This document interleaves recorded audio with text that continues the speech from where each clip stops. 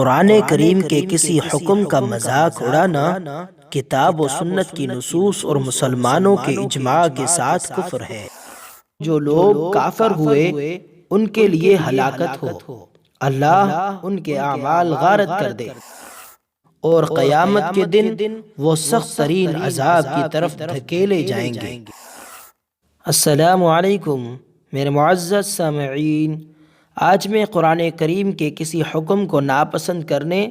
یا کسی آیت کا مذاق اڑانے کی سزا کے متعلق بیان کروں گا۔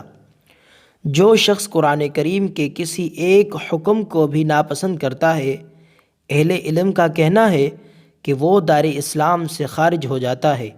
جیسا کہ ارشاد باری تعالیٰ ہے، اور جو لوگ کافر ہوئے ان کے لیے ہلاکت ہو، اللہ ان کے اعمال غارت کر دے۔ یہ اس لیے کہ انہوں نے اللہ تعالیٰ کی نازل کردہ چیز یعنی قرآن کریم کو ناپسند کیا، پس اللہ نے بھی ان کے اعمال برباد کر دیے۔ امام رازی رحمہ اللہ فرماتے ہیں کہ اللہ تعالیٰ کی نازل کردہ چیز سے مراد قرآن کریم یا عقیدہ توحید یا عقیدہ آخرت ہے۔ معلوم ہوا کہ قرآن کریم کے کسی بھی حکم سے بغض رکھنا یا اسے ناپسند کرنا کفر اور تمام اعمال کے ضیاع کا موجب ہے۔ یہی باعث ہے کہ اللہ تعالیٰ نے شریعت کے کچھ حصے کو ماننے اور کچھ حصے کو رد کرنے والوں کو دنیا میں ذلت و رسوائی اور آخرت میں سخت عذاب کی وعید سنائی ہے، جیسا کہ ارشاد باری تعالیٰ ہے کہ کیا تم کتاب کے ایک حصے پر ایمان لاتے ہو اور دوسرے حصے کا انکار کرتے ہو؟ پس تم میں سے جو شخص یہ کام کرے گا اس کی سزا اس کے سوا کوئی نہیں کہ رسوائی ہو دنیوی زندگی میں،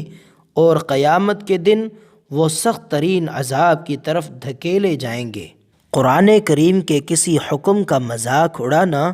کتاب و سنت کی نصوص اور مسلمانوں کے اجماع کے ساتھ کفر ہے، لہٰذا جو شخص بھی اسلام کے خلاف کوئی ایسی بات کرے جس سے مقصود لوگوں کو ہنسانا ہو یا اسلام کی تنقیص و توہین مقصود ہو، جیسے مسجد، مدرسہ، داڑھی، برقع اور حجاب وغیرہ کو مذاق بنانا، یا عملاً کسی ایسے کام کا مظاہرہ کرے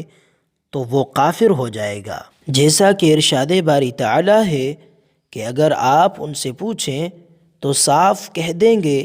کہ ہم تو یوں ہی آپس میں ہنسی مذاق کر رہے تھے۔ کہہ دیجئے کہ اللہ، اس کی آیتیں اور اس کا رسول ہی تمہاری ہنسی مذاق کے لیے رہ گئے ہیں، تم عذر پیش نہ کرو، یقیناً تم اپنے ایمان کے بعد کفر کر چکے ہو۔ ایک دوسرے مقام پر ارشاد باری تعالیٰ ہے، اور اللہ تعالیٰ تمہارے پاس اپنی کتاب میں یہ حکم اتار چکا ہے کہ تم جب کسی مجلس والوں کو اللہ تعالیٰ کی آیتوں کے ساتھ کفر کرتے اور مذاق اڑاتے ہوئے سنو تو اس مجمع میں ان کے ساتھ نہ بیٹھو جب تک کہ وہ اس کے علاوہ اور باتیں نہ کرنے لگیں، ورنہ تم بھی اسی وقت